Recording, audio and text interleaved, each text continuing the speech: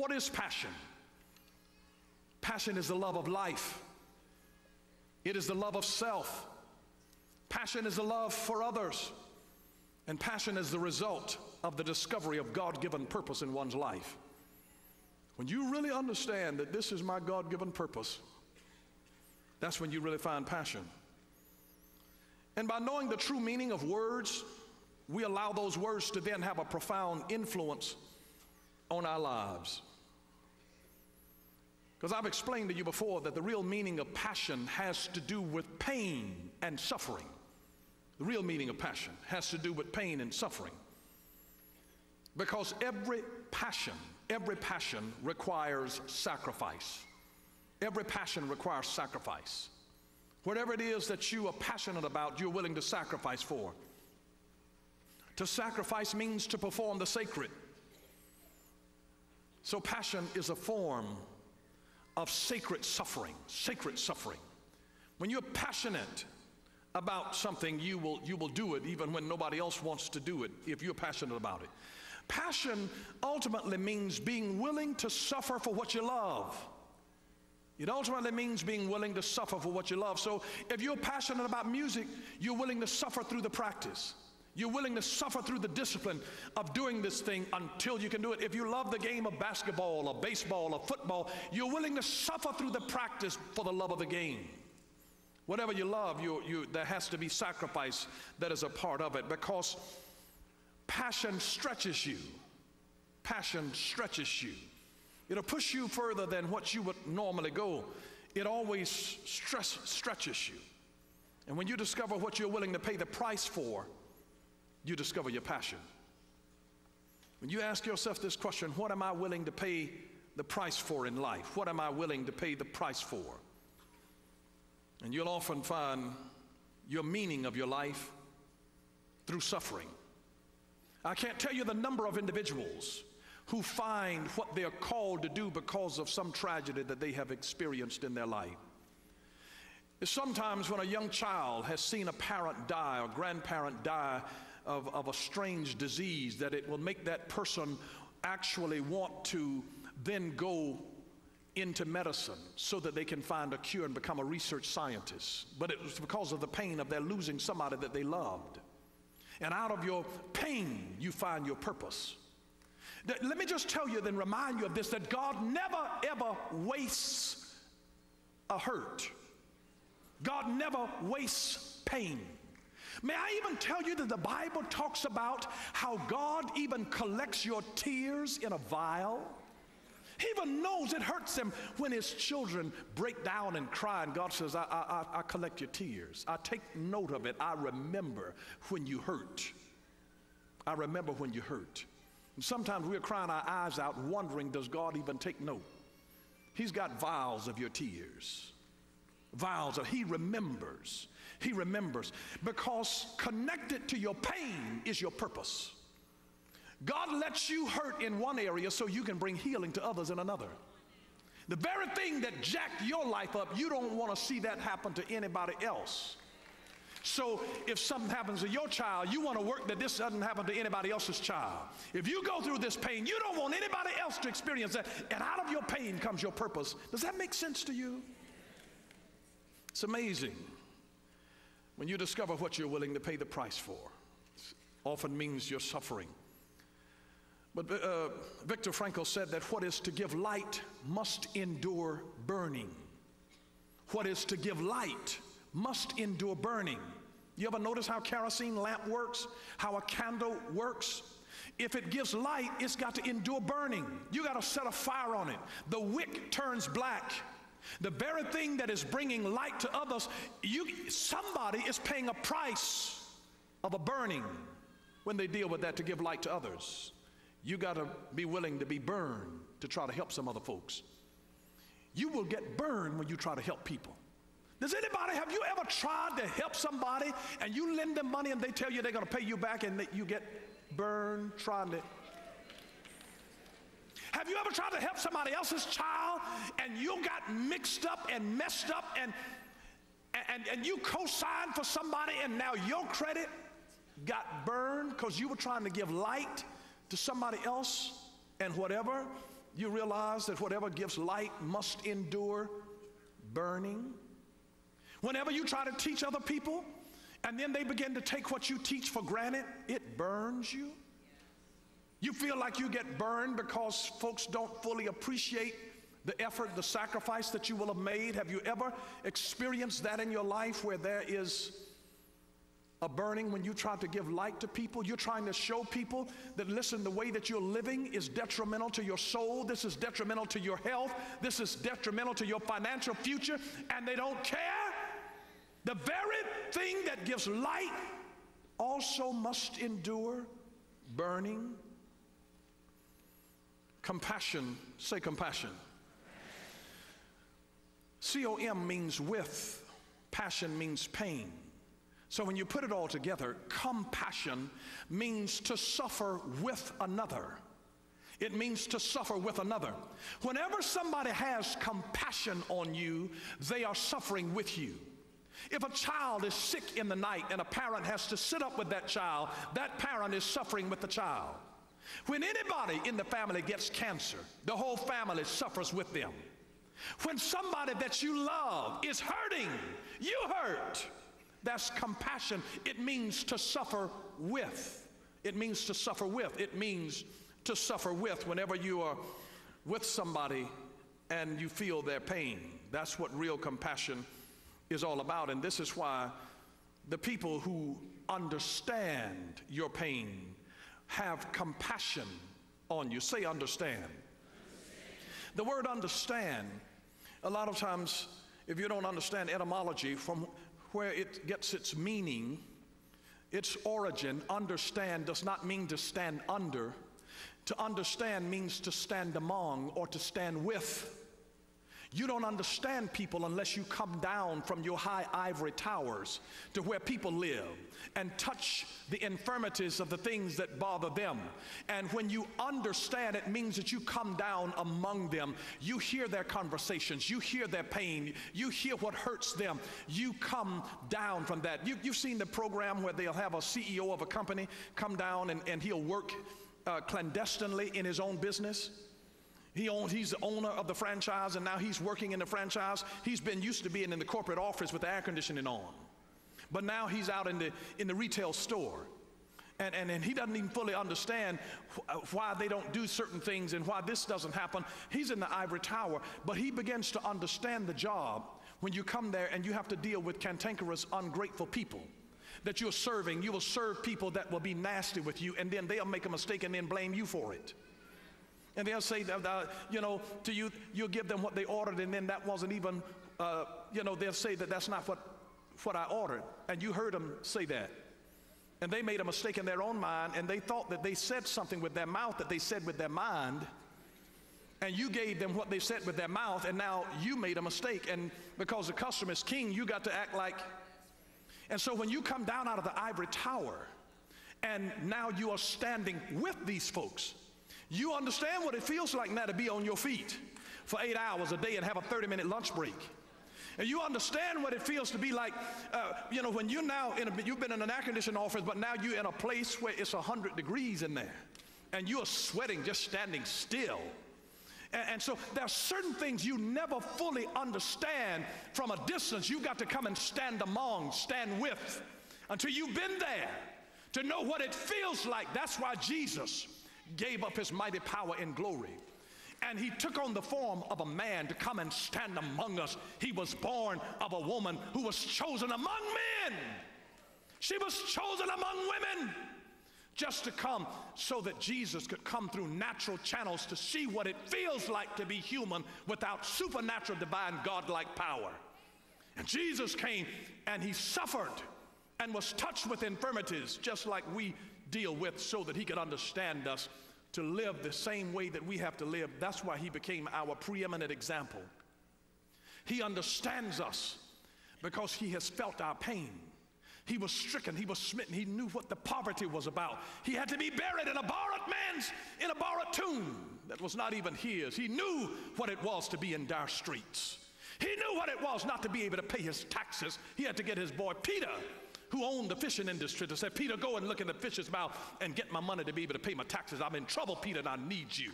Jesus said, I understand your dilemma when you got to borrow something to make ends meet. How dare you think that God does not know who you are and the struggles with which you deal?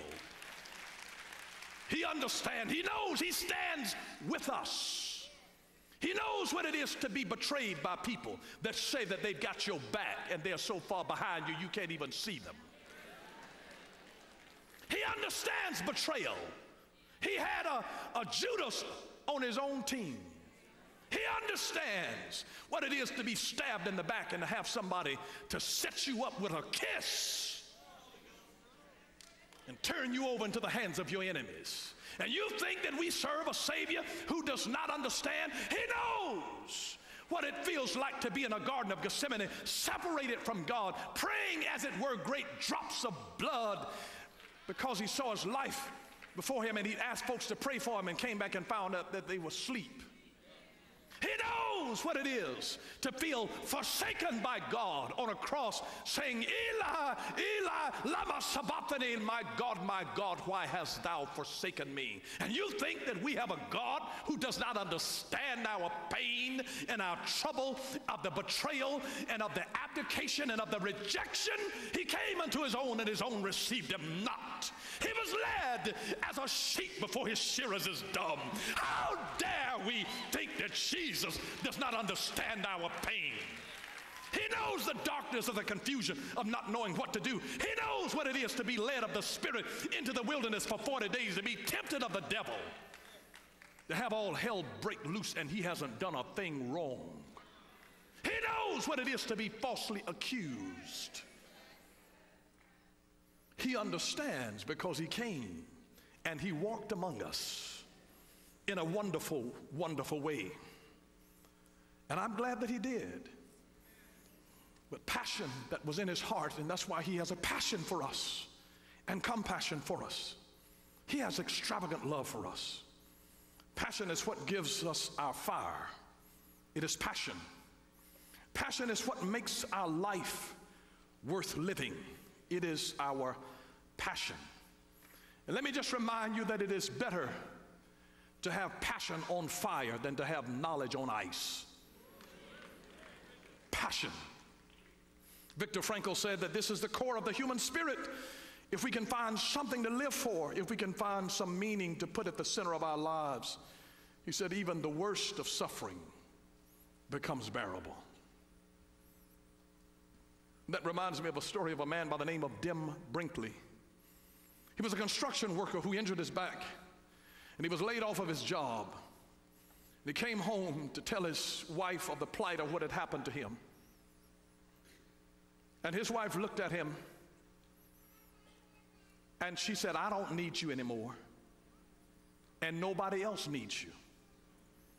And she cleaned out the bank account, and she took the good car and left him alone with their young son. And this man, injured on a disability list from a construction job, Dim Brinkley,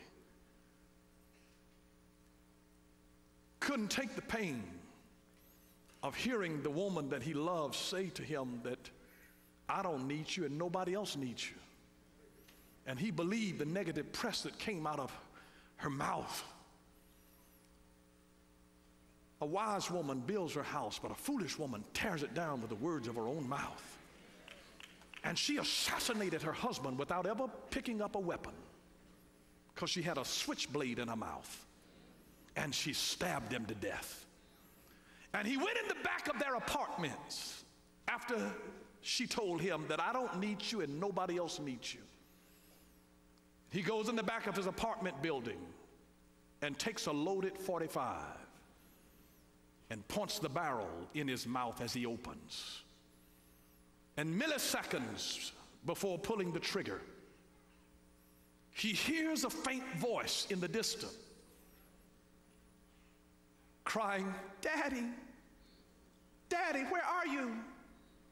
Daddy, I need you. Daddy, Daddy. And it caused him to stop And he broke down and cried like a baby. And little did he realize that this little boy that he and his wife had delivered saved his life. And when the daddy refused to kill himself, he actually saved his son's life. Because when a father becomes frustrated and puts a gun to his own head, and when he pulls the trigger, he blows the brain of his son out. And his son saved his life, but he saved his son's life because one person said, "Daddy, I need you." And you don't ever know, just because somebody doesn't want you, somebody else does. All you need is one. All you need is one. All you need is one somebody in this world to be able to love you. Just one.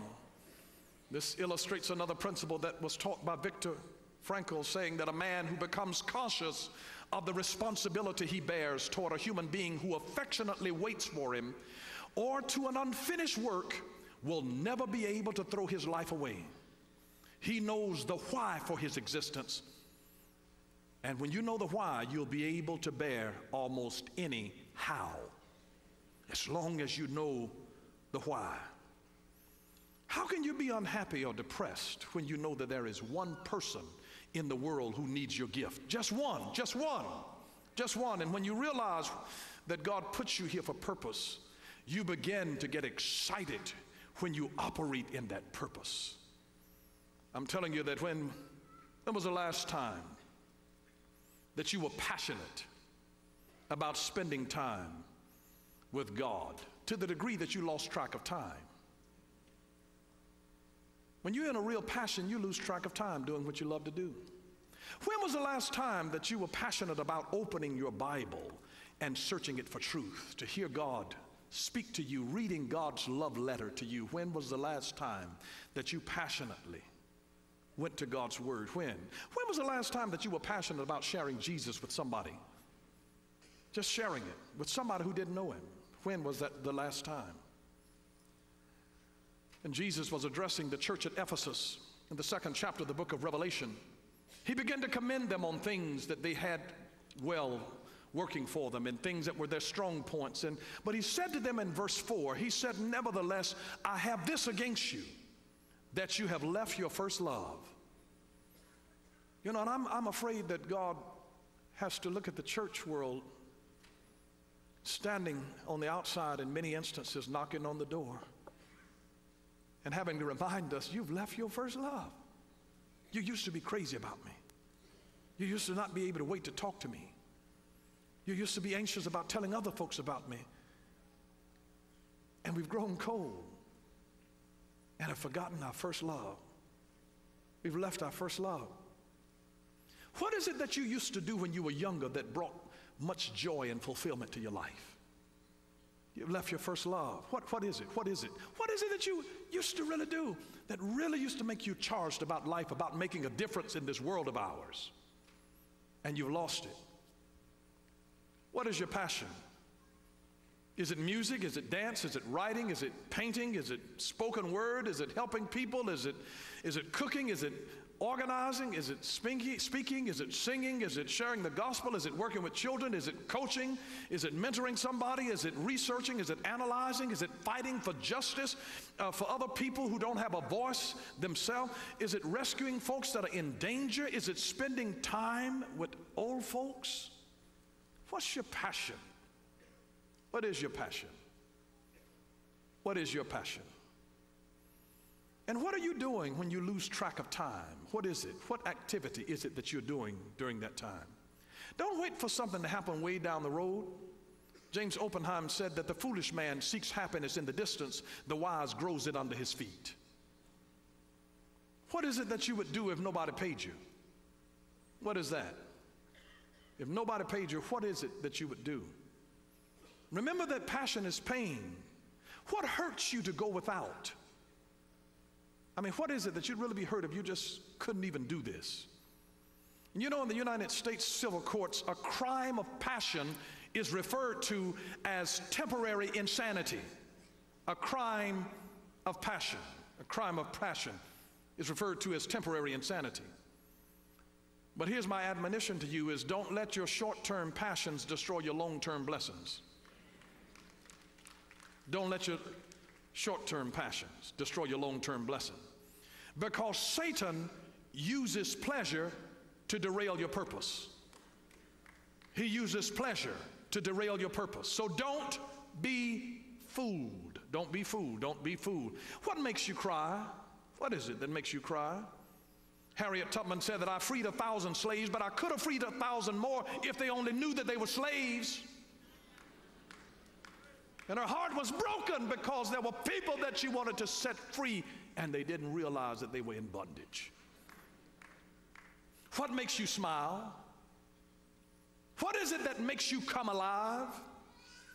What you are trained to do is not always the thing that gives you joy. Because you see, you can monetize your passion, but you cannot passionize your money. In other words, your passion can earn you money, but your money will never earn you passion. Dennis Waitley said it well when he said, chase your passion, not your pension. And I want to admonish you today, don't let something that doesn't matter cause you to lose something that does. There are too many times driving down the road of life that a gnat flies into the car and you nearly kill your fool self and your family swatting at a gnat. You got to understand that there are certain things that are not even worth your giving your attention to because something more important is at hand. And when you're fighting the good fight, you don't have time to get in an altercation with somebody in the grandstand when your enemy is in the ring. There's a reason, there is a reason that your windshield is so vast and wide in your car and your rear view is so small. There's a reason for that. That ought to tell us that the overwhelming vast majority of the time you ought to be gazing out at what is ahead of you and every now and then just glancing back to something that's behind you.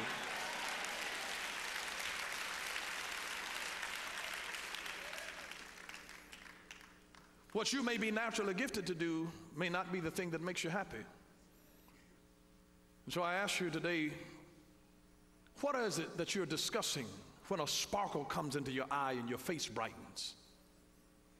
What do you find easy in life? You find it easy, normally you're passionate about it. What is it that you would do for free? What sparks your creativity? What do you like to talk about? Because out of the abundance of the heart, the mouth speaks. What do you like to talk about? What makes you unafraid of failure? Well, I'm going to do this even if I don't win. What makes you unafraid of failure? What would you regret not having tried? May I just say to you this, that if you're not familiar with your passion yet, keep looking. Keep looking. Keep looking. And I declare to you that you will know when you find it. Nobody will have to inform you of that. You will know when you find it. E.M. Forster said one person with passion is better than 40 people that are merely interested. But I'm so glad that Jesus is our preeminent example of passion. On one occasion, Jesus became so engrossed in ministering to the people that he failed to eat. And the disciples came to him and they pleaded with him to eat something, and Jesus explained, I have meat to eat that you don't know anything about. John 4:32. And they thought then that somebody else had brought him some food to eat. And Jesus explained to them in John 4:34, he said, my meat is to do the will of him that sent me and to finish his work. That what I'm really passionate about is doing what I was born to do, doing what I was called to do, doing what I was put in this world to do. It was God's compassion and compassion for us that caused him to send Jesus. For God so loved the world that he gave. He has an incredible passion for you. I feel sorry for people who live life with no passion.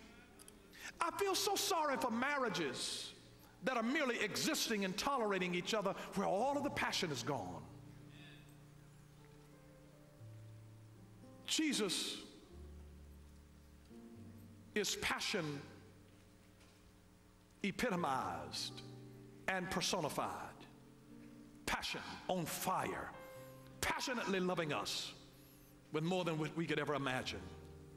He loves us in an incredible way. He does. Bow your heads.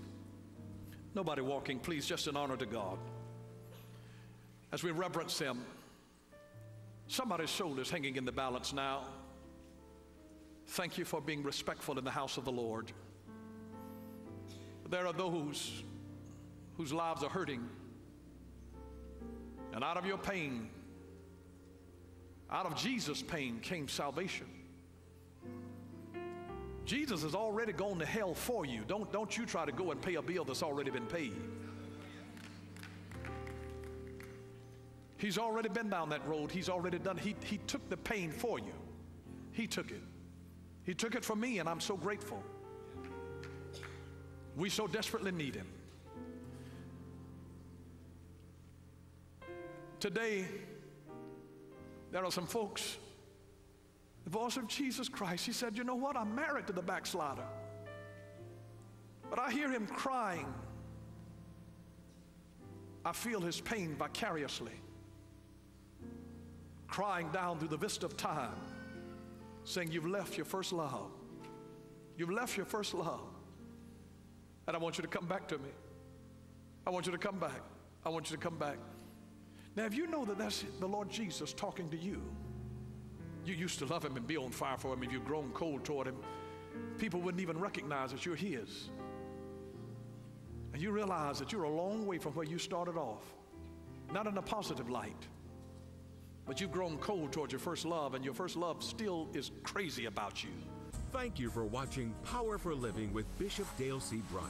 Join us again next time for Power for Living, where revelation is power. Power for living.